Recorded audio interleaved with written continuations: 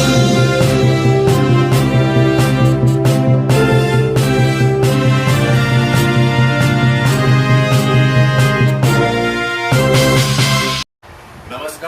जेवन Rajasthan news में आपका स्वागत है और मैं हूं जितेंद्र। आज हम बात करेंगे नागौर जिले के नागौर जिलाध्यक्ष आम आदमी पार्टी से श्री गजेंद्र सिंह जी उगनवाली से, और इनसे जानेंगे कि विधानसभा चुनावों को लेकर के इनकी क्या मंशा है और आम आदमी पार्टी किस तरह से 2023 के इस विधानसभा चुनाव को देखती है। तो सबसे पहले तो हमारे स्टूडियो में श्रीमान गजेंद्र सिंह जी, आपका बहुत बहुत स्वागत। राम राम साहब, बहुत बहुत धन्यवाद। आप हमें ये बताएं सर कि आपकी जो पार्टी है आम आदमी पार्टी और उसके जो सुप्रीमो है अरविंद जी केजरीवाल, हालांकि ये जग जाहिर है, लोग उन्हें जानते भी हैं, लेकिन फिर भी हम आपके श्रीमुख से ये जानना चाहेंगे कि आपकी पार्टी के मुख्य मुद्दे क्या हैं और पार्टी की रीति नीति। सर्वप्रथम तो मैं आपके माध्यम से दर्शकों को हमारी तरफ को गुण राम राम। और अपनी जो पार्टी है आम आदमी पार्टी, ये दोनों पार्टियां है जो आज के समय में आम आदमी पार्टी राष्ट्रीय पार्टी है। तो आपके माध्यम से बताना चाहता हूँ कि ये एक पार्टी ऐसी है जो जातिवाद ना करके, धर्मवाद की ना करके राजनीति, सिर्फ शिक्षा स्वास्थ्य पे बात करती है। जो मूलभूत जरूरत है लोगों को उस पर राजनीति करती है, सेवा भाव की नीति लेके आ रही है। हमें यही कहा गया है कि हमें जन सेवा करनी है, जनता की सेवा हमें उस हिसाब से करनी कि जनता को किस चीज की जरूरत है। आज आप दिल्ली मॉडल देखिए, पंजाब मॉडल देखिए, शिक्षा का जो सिस्टम वहाँ चल रहा है, और लोग कहते हैं कि केजरीवाल जी फ्री रेवड़िया बांट रहे हैं। तो आपके माध्यम से मैं बताना चाहता हूँ कि रेवड़िया नहीं है, वो हमारा टैक्स। एक व्यक्ति विशेष सुबह से उठ के शाम तक पूरे दिन में जो निःसंकोच बात, आप बच्चे का भी अगर देखें तो 50 रुपए का पर टिक का खर्चा पर टैक्स दे रहे सरकार को। उस टैक्स में से अगर रिटर्न अपन को 10 रुपए रिटर्न भी मिलते हैं तो कहाँ नुकसान है भाई। अगर ये सरकारी कर्मचारी है, प्रशासन है, विधायक है, मंत्री है, वो अपनी टैक्स से उनकी तनख्वाह जारी है, उनको सैलरी मिल रही है, उसी टैक्स में अगर थोड़ा बहुत जनता को वापस रिटर्न मिले तो कहीं मेरे नजर में गलत नहीं है जी। अभी आपने देखा कि गजेंद्र सिंह जी ने जो फ्री जो बिजली और पानी जो दिल्ली में मिल रहा है लोगों को, उसको लेकर के एक बहुत बड़ी बात आपने बताई कि जो जनता का टैक्स है, जो जनता टैक्स पे करती है, उसका अगर कुछ हिस्सा पुनः जनता को मिले तो इसमें कोई दो राय नहीं है, मुफ्त की रेवड़िया नहीं है। तो गजेंद्र सिंह जी, मैं आपसे ये जानना चाहूँगा कि नागौर जिले को लेकर के जो 10 विधानसभा सीटें हैं 2023 चुनाव को लेकर के, इसमें 3 दल प्रमुख है नागौर जिले में है, जिसमें भाजपा है, कांग्रेस है और एक राष्ट्रीय लोकतांत्रिक पार्टी है। और अब आपकी इस 2023 के रण में आप प्रवेश कर रहे हैं और चुनावी मैदान में आप उतर रहे हैं, तो इसको लेकर के हमें बताएं कि किस तरह के कैंडिडेट आपके होंगे और किन किन मुद्दों पर आप चुनाव लड़ेंगे नागौर। देखिए, आपने जो कहा कि पार्टियां, बिल्कुल लोकतंत्र है, सबको हक है, अधिकार है, लड़ना भी चाहिए, और जो जितना जाके जनता के बीच रुकेगा जनता उसको समझे। आज के समय बीजेपी और कांग्रेस को जनता राजस्थान की समझ चुकी है, क्योंकि लगभग 75 साल बीत चुके हैं। 75 साल में बीजेपी और कांग्रेस ने 5 साल में वाली राजनीति की है, जिसमें इनकी मूल भूखी। आज अपन एक सिस्टम देखें कि जनता जनार्दन है, जनता जनार्दन, जनता जिस विधायक को चुनाव जिता के भेजती है, उसको विधायक बनने के बाद अपन उन पर एक विश्वास करते हैं कि अपनी आवाज उठाएंगे, हमें बुलंद करेंगे, क्योंकि उनको हम सरमोर बनाते हैं, सरमोर बना के उनको वहां भेजते हैं। वहां भेजने के बाद अगर वो बाड़ाबंदी में बंद हो रहे हैं तो अपने कहावत है कि बाड़ा में तो पहले बकरियां भेड़ बंद होती, अब विधायकों को टाइम थोड़ी आपको भेड़ बकरियां कीजिए बंद हो। तो अपन ने ये 4.5 साल यही देखा है कि आज वो उस बाड़े में बंद है, आज वो उस बाड़े में बंद है। तो ये हो रही है इनकी नीति। दूसरी बात भाजपा की जाती है, तो भाजपा में लगभग 11 कैंडिडेट है जो मुंह धोके बैठेंगे, हम सीएम बनेंगे, हम मुख्यमंत्री बनेंगे। अरे जनता ने जब आपको विधायक बना दिया, सरमोर बना के भेजा है कि आप जनता की आवाज उठाओ, जनता के साथ जहाँ शोषण हो रहा है वहाँ आप आवाज उठाओ, उसकी बात करो, आगे जाके विधानसभा से कुछ काम लेके आओ, तो अपने घर को पर्याप्त भरने में लगे हुए। तो हम उनकी किसी की बुराई ना करते हुए यही कहना चाहिए कि हम मूलभूत और जनता जनार्दन को सपोर्ट मैं कह रहा हूँ कि ये आम आदमी पार्टी की जो सरकार आएगी वो जनता की सरकार होगी, जनता निर्णय करेगी। मैं आपसे आपके माध्यम से कहना चाहता हूँ जनता कि आप अगर आम आदमी पार्टी के विधायक को चुन के भेजते हैं तो वहां का एक निर्णय होगा कि जनता के बीच अगर आपके विधानसभा में 50 पंचायत है तो हर महीने में 1 या 2 राउंड विधायक जी आपके सामने आएंगे। आपको जयपुर आने की जरूरत नहीं है। आज हम जिस विधायक को चुनाव जिता के भेजते हैं वो जयपुर जाना पड़ता है, विधायक जी को समय को नहीं है, टाइम को दे पा रहा, आप लोग फोन को उठा रहे, ये नहीं। जनता ने जिसको सरमोर बनाया, जनता की सेवा करने के लिए हम उनको चुनते हैं। तो अगर वो अपने लिए काम नहीं कर रहे तो मैं सोच रहा हूँ ऐसा विधायक हमको नहीं चाहिए। आम आदमी पार्टी का जो विधायक होगा वो जनता के बीच से निकला होगा, जनता की हर चीज समझेगा, क्योंकि वो पैसे वाला नहीं होगा, वो करोड़पति नहीं होगा, वो आम आदमी होगा, आम आदमी की सरकार बनाने जा रहे हैं। जी गजेंद्र जी, आपने बताया कि इस बार के जो 2023 का जो चुनावी रण होगा, विधानसभा चुनाव होगा, उसमें आम आदमी पार्टी एक आम व्यक्ति को टिकट देगी, एक अच्छे व्यक्ति को टिकट देगी, जिससे पूरे संपूर्ण जिले का भला हो और जिले के लोगों को विधायक से मिलने उनके घर तक नहीं जाना पड़ेगा। विधायक स्वयं उनके घर तक मिलने आएंगे और उनकी समस्याएं सुनेंगे और उन समस्याओं का उनके घर पर ही बैठ कर निराकरण करेंगे। तो बहुत अच्छी बात आपने बताई। इसी के साथ मैं आपसे एक बात पूछना चाहूँगा कि अभी वर्तमान में ऐसी चर्चाएं हो रही है कि आप स्वयं भी नावा विधानसभा से आप चुनाव लड़ने के इच्छुक हैं और आप चुनावी मैदान में उतर रहे हैं। तो आप नावा विधानसभा एक बहुत बड़ा गढ़ है माना जा रहा है। इससे पहले यहाँ पर जो भाजपा के हरीश जी कुमावत थे, उन्होंने एक अच्छी राजनीति अपने जीवन की थी और आज वो स्वर्गीय हैं। और अब वर्तमान में राजस्थान के उप मुख्य सचेतक और महेंद्र जी चौधरी वहाँ से विधायक हैं। तो मैं आपसे ये पूछना चाहूँगा कि आप इन दिग्गजों के बीच जहाँ आप चुनाव लड़ेंगे तो वहाँ आपके मुद्दे क्या होंगे?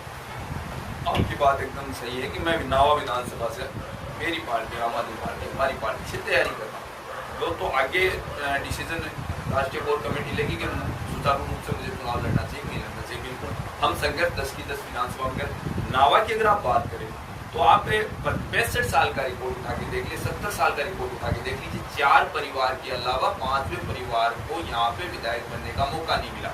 आज वंशवाद चल रहा है, उस वंशवाद के इतना बड़ा नुकसान है कि इनके पिताजी, चाहे अपने पूर्व विधायक जी की बात कर ले, हरीश जी की बात नहीं कर रहा मैं विजय सिंह जी की बात कर रहा हूँ, मैं महेंद्र जी की बात कर रहा हूँ। इनका परिवार पूरा राजनीति में। एक चीज बताइए कि इनके पिताजी विधायक रह गए या खुद विधायक हैं, ये अपनी बेटी को प्रधान बना रहे, इधर ये खुद उप मुख्य सचेतक है, इनके पिताजी विधायक रह गए, इनकी वाइफ जिला प्रमुख है, इनकी माता जी प्रधान। तो ये चीज बताइए, जनता जनार्दन जो कार्यकर्ता मजबूती से इनका साथ दे रहे हैं, इनका काम कर रहे हैं, इनके लिए रात दिन भाग रहे, कहीं ना कहीं उनका भी कोई हक होगा। हक अधिकार के लिए संघर्ष करते हैं। कार्यकर्ता किसके लिए जुड़ता है? वो छोटे छोटे कार्य के लिए। आज पंचायत समिति सदस्य, जिला परिषद सदस्य, सरपंच, प्रधान, ये जिनको मौका देना चाहिए, नेता सब कुछ अपने घर पे रखना चाहते हैं। मूल सबसे बड़ी समस्या नावा की ये है कि यहाँ वंशवाद की राजनीति हो रही है। आज पूर्व विधायक थे, वो अपनी बेटी को प्रधान बना के बैठा दिया। मैं ये कहता हूँ कि उनको कोई आम आदमी नहीं मिला प्रधान बनाने के लिए, लेकिन उनको सिर्फ अपने घर में सब कुछ, हर सीट, हर पद अपने घर में चाहिए। और अभी आप बात करो कि प्रेसिडेंट 5 साल 4.5 साल हो गए, कितना भयंकर तरीका तानाशाही चल रही है। अभी आपने देखा होगा नावा में सड़े बाजार में उनका नाम मेरे आ गया, पूनिया जी थे, उनके गोली मार के हत्या कर दी। कितना बड़ा षड्यंत्र। तो उसमें माननीय उप मुख्य सचिव जी का भाई अभी गिरफ्तार है, उनके ऊपर आरोप है। तो मुझे एक चीज बताइए, कहावत कह है कि बाढ़ खेत ने खावे है जना भी खेत को रुखाड़ो कौन। तो जब मंत्री का भाई अगर इसे अपराध में पकड़ा जा रहा है, परिवार में ऐसा काम होगा, आप अगर आपका विधानसभा क्षेत्र सुरक्षित नहीं है तो आप किस चीज की सुरक्षितता की बात करते हैं? जी, आपने बहुत अच्छी बात की कि वंशवाद को हम बिल्कुल खत्म करेंगे, कि वंशवाद एक राजनीति में नहीं हो और आम आदमी को चुनाव लड़ने का मौका मिले। वो सरपंच, पंच, वार्ड पंच से लेकर के बड़ी राजनीति में भी वो अपने कदम पसारे। ये बहुत अच्छी आपकी सोच आपकी दर्शाई। इसी के साथ आपका मुख्य जनता के प्रति क्या आपके मुद्दे रहेंगे कि जनता आपको वोट दे? देखिए, मेरी सोच है, मैं पहली बात तो युवा हूँ, दूसरी बात मैं एक ही चीज देखिए, मैंने आज के समय में देखिए किसी को जातिवाद से लड़के घर नहीं बनता। आज हर बच्चा संघर्ष कर रहा है, केंद्र सरकार ने अग्निपथ लगा के 4 साल जो सिस्टम लगाया है कि 4 साल की नौकरी, बच्चों का मनोबल टूट गया। ठीक है, आज हर किसी के पास वो व्यवस्था नहीं है। मैं कह रहा हूँ विधायक बन गया, विधायक बनने के बाद सबसे बड़ा सिस्टम ये होना चाहिए, मेरी जो सोच है, मेरी सोच अगर मैं जनता जनार्दन के आशीर्वाद से विधायक बनता हूँ तो मेरे नावा विधानसभा क्षेत्र में या अगर आम आदमी पार्टी का कोई विधायक बनता है तो मैं तो यही चाहूंगा कि हर पंचायत लेवल पे एक लाइब्रेरी निःशुल्क खोली जाए विधायक कोटे द्वारा, जिसमें हर बच्चा निःशुल्क पढ़े, 500 से ज्यादा वहाँ बैठने की सुविधा हो, हर सुविधा उपलब्ध हो, क्योंकि आज हर व्यक्ति के पास इतना सिस्टम नहीं है कि वो अपने बच्चे को लाइब्रेरी में भेज सके। दूसरी, हर अगर अपने पास तहसील है, मुख्य तहसील है, वहाँ के स्तर का कोचिंग संस्थाओं की व्यवस्था करें, जिससे बच्चे पढ़ेंगे लिखेंगे या आगे बढ़ेंगे। ये आगे बढ़ेंगे तो अपना बस बहुत से मजबूत। आज आम आदमी पार्टी की विचारधारा ये है कि आप अपने भविष्य की तरफ देखिए, आप जातिवाद और धर्मवाद की लड़ाई में ना रहिए, आप अपने बच्चों का भविष्य देखिए। हम आपको अच्छी शिक्षा देंगे तो आपके बच्चे पढ़ लिख के आगे जाएंगे।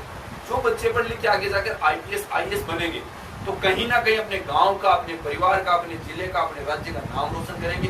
और वो हम तो यही कहना चाहते हैं कि अगर कोचिंग अपनी तरफ से खोली जाए, वहां से बच्चा सक्सेस हो, पढ़ लिख के आगे जाए, तो उस बच्चे को ये कहो कि बेटा आज से तुम्हें निर्णय लेना कि साल में तुम्हें 10 बच्चों को अपनी तरफ से मेहनत करवानी है, अपनी तरफ से अपने खर्चे से पढ़ाना है। ये उनकी फीस होगी, जिससे अपना क्षेत्र मजबूत होगा, अपना जिला मजबूत होगा, अपना देश मजबूत।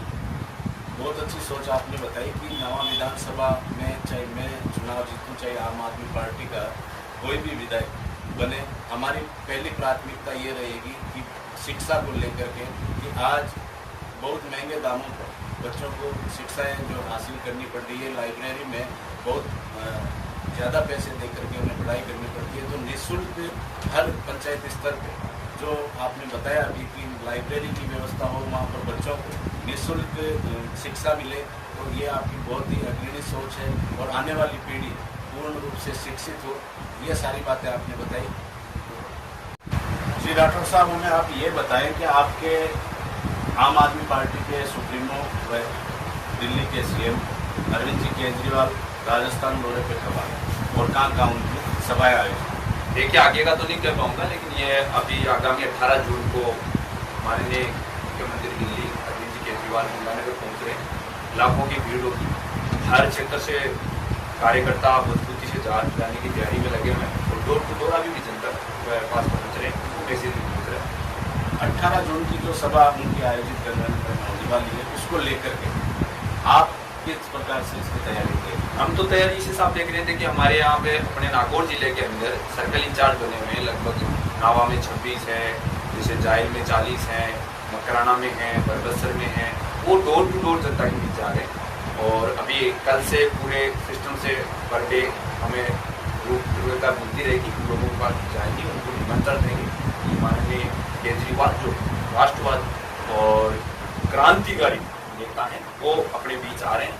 उनका मिशन है कि राजनीति में जातिवाद और धर्मवाद की राजनीति से परे बैठ के अपने बच्चों के भविष्य के बारे में सोचें, शिक्षा, अच्छी शिक्षा हो, अच्छे हॉस्पिटल हो और पानी की, बिजली की ऐसी समस्याएं ना रहे जनता के बीच।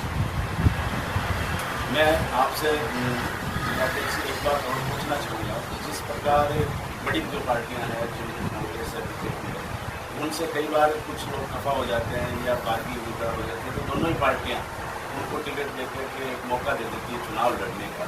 तो क्या आपकी पार्टी में भी ऐसा ही माहौल है या उन कार्यकर्ताओं का सम्मान मिलेगा या उन कार्यकर्ताओं को टिकट मिलेगी जो पार्टी के लिए समर्पित? देखिए, सर्वप्रथम तो सर्वप्रिय पार्टी में जो कार्यकर्ता धरातल पे काम कर रहा है, आम आदमी पार्टी के लिए काम कर रहा है, सर्वप्रथम तो वो है। और जो आप पूछ रहे हैं उसका निर्णय राष्ट्रीय कार्यकारिणी करेगी, हमारे विश्व में नहीं है। लेकिन ये कहना चाहूंगा कि जो धरातल पे काम कर रहा है सर्वप्रथम वही है, सर्वे सर्वा वो है, क्योंकि पार्टी को न करोड़पतियों की जरूरत है, न कोई पैसे वाले धनपतियों की जरूरत है, न भामाशाहों की। पार्टी की विचारधारा है कि एक आपने सुना होगा कि पंजाब के अंदर जो पूर्व CM थे, अब तो पूर्व हो गए, उस समय तो प्रेजेंट थे, उनको जिन्होंने चुनाव हराया वो एक मोबाइल की दुकान पे रिपेयरिंग का कार्य करते थे, उन्होंने 40,000 वोटों से चुनाव हराया। तो इससे बड़ा सिस्टम कहाँ मिलेगा कि वो एक आम आदमी, एक अपने बीच से निकला हुए व्यक्ति को चुनाव लड़ाना, उनको आगे तक पहुंचाना, क्योंकि वो मूलभूत चीजें समझते हैं कि जनता के बीच क्या कमी है, क्या किस चीज की पूर्ति होनी चाहिए। कि जो पैसे वाले हैं जो अपने बंगलों में सो रहे हैं, उनको अपनी चीजों का नहीं पता, अपनी क्या है, क्या तकलीफ है, क्या पीड़ा है। वो लोग तो हवाई फायरिंग करके चले जाते हैं और यही सिस्टम अपने राजस्थान में हो रहा है। मैं आपसे पूछना चाहूँगा कि अभी कुछ समय पहले गुजरात में चुनाव हुए थे और गुजरात की लगभग सीटों से आम आदमी पार्टी ने चुनाव लड़ा था, तो वहाँ का जो समीकरण रहा वो आपकी पार्टी किस तरह देखती है और वहाँ क्या समीकरण? देखिए, इससे भी हमें अवगत। आपकी बात सही है। गुजरात गढ़ है भाजपा का, वहाँ पे 14% वोट लाना शुरुआत में और 5 सीटें जीत के आना हमारी पार्टी के लिए सबसे बड़ी बात है। हमने मेहनत की, वो मेहनत सुचारू रूप से चलेगी और आगे भी चलेगी। 5 सीटें लाना और राष्ट्रीय पार्टी का दर्जा मिलना गुजरात से शुरुआत हुई है हमारे लिए, और वो इम्पैक्ट राजस्थान में हम सरकार बनाने जा रहे हैं, हरियाणा में सरकार बनाएंगे। तो आपका बहुत बहुत धन्यवाद, आपने हमारे चैनल को समय दिया और हम आपका तहे दिल से धन्यवाद ज्ञापित करते हैं कि आपने अपना अमूल्य समय हमें दिया, उसके लिए एक बार आपका भी